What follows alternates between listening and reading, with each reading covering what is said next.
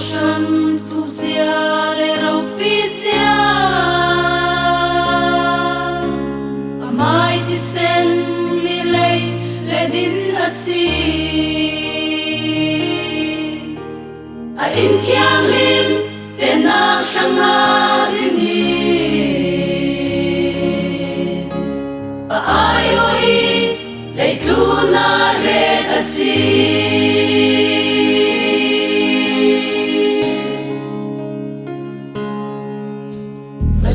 ko shan hi a basung loi le tun min ti siat ral tung cheu man se tir ti thai na thu thu bi hum asi akil him sin ting kum kwa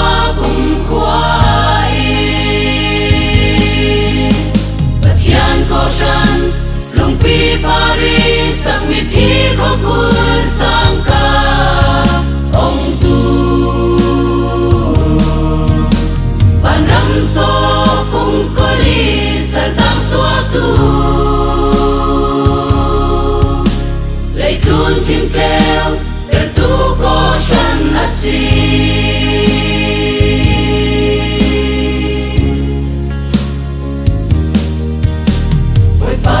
loi na ki kêu le ko shan ama i ia chun giang kim hi pi mi cha le cha đâu khal phun khom man se ko shan sun loi ta kan nep chuang lâu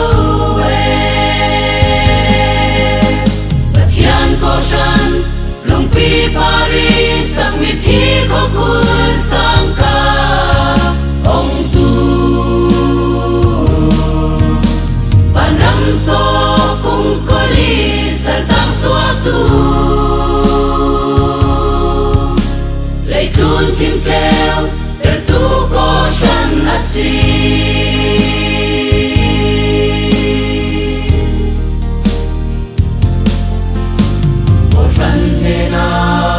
pai me leng ala a em thân na kịp pha chim a đâu treo lệ thun ram pum boy Christian kêu ter hi ko shan na pi big le din san asi ko shan lung pi pari sak mi thi ko kul sang ka ong tu wan ram to phung ko li sa tang swa tu le tun tim keo ter tu ko shan asi wan ram to phung ko li sa tang swa tu le tun tim keo ter tu ko shan asi